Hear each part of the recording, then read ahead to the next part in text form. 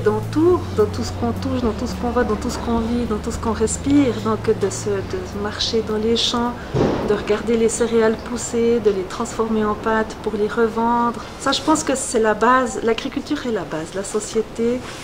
Et puis moi, ça m'a toujours paru important d'être à la base pour rester un peu fidèle à mon éducation, fidèle à cette image que j'ai de la vie dans laquelle Dieu fait partie.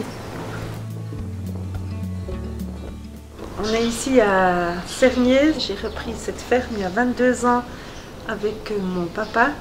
C'était l'ancienne école d'agriculture et on a déménagé il y a une dizaine d'années dans ce rural qu'on a construit ici sur les terres. Agriculture biologique. On avait la ferme jusqu'en 2018 au milieu d'Evologia. Evologia, c'est un peu la suite de l'école d'agriculture. C'était un peu faire cette histoire de l'évolution de l'agriculture. On est un peu la ferme d'Evologia.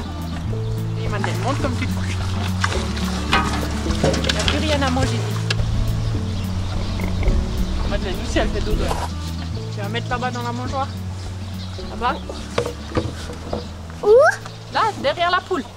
Un autre aspect, c'est vraiment le vivre en famille. L'agriculture, c'est aussi un mode de vie.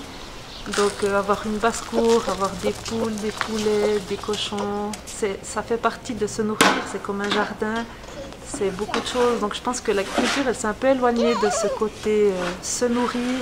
Et puis on essaye d'y revenir en diversifiant. Moi, j'ai été élevée dans la paroisse protestante.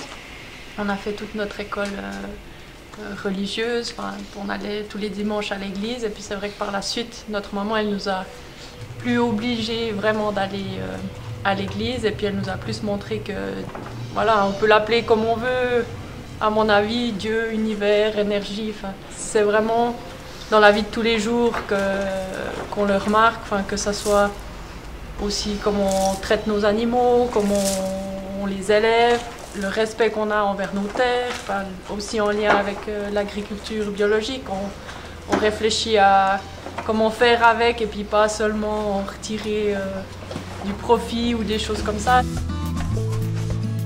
Tu veux voir ceux-là? Ils sont quelle couleur? Jaune. Non.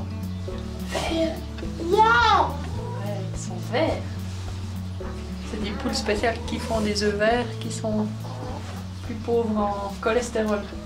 C'est ce que j'apprends aussi à notre fils, c'est d'observer la nature, de voir, bah là on commence l'automne, bah c'est comment elle change et puis que voilà, il y a toute une vie autour et puis qui a respecté.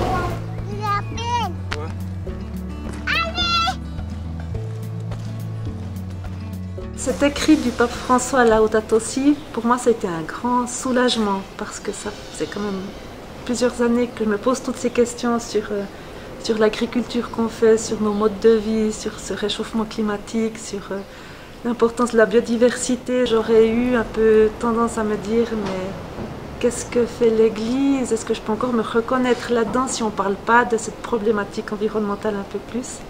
Et puis là, ben, voilà, c'est vraiment venu au bon moment pour moi. Ça nous donne du courage, sauf que ça nous a donné plus de courage aussi à mieux se sentir dans nos activités, parce que des fois on est quand même un peu montré du doigt, maintenant toujours moins, mais au début c'était un peu difficile d'être bio au milieu de ce monde paysan.